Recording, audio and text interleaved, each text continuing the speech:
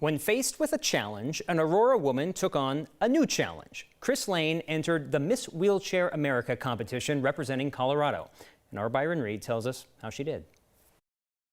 That's why I love it here so much. Like most people living in this state, Chris Lane loves the outdoors. When you have the beautiful mountains and you have all of the trails and hiking and biking. But 5 years ago, Chris's love for the outdoors almost cost her her life.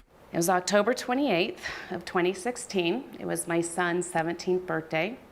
And I asked, what do you want to do for your birthday? He says, oh, a few of us have been practicing this rock wall. We want to go do Clear Creek Canyon. And 7 steps into the hike, I slipped on the loose gravel at Tunnel 2 and fell 80 feet and broke my back. It was an accident that left her a paraplegic. Anytime you're broken and bruised and paralyzed, you don't know what the future holds. But her future? Well, there was an application and people were saying, why don't you try it? And I said, that's not for me. Was something she says she never would have thought in her wildest dreams. There were 30 wonderful, empowering, amazing women that all came together to compete. For 50 years, Lane represented our state as Miss Wheelchair Colorado, competing for the national title of Miss Wheelchair America during their virtual pageant over the weekend. Even virtually, you get those butterflies. She made it in as a top 5 finalist and then down to 2. It was between Colorado and California,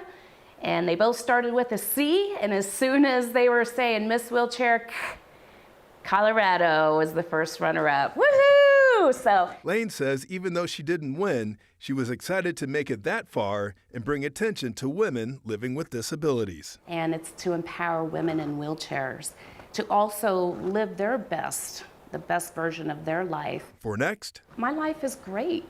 It's just different. I'm Byron Reed. As the first runner-up, as you know, Lane takes over as Miss Wheelchair America if the winner can't fulfill her duties. She says she's also taking on the role of coordinator for Miss Wheelchair Colorado.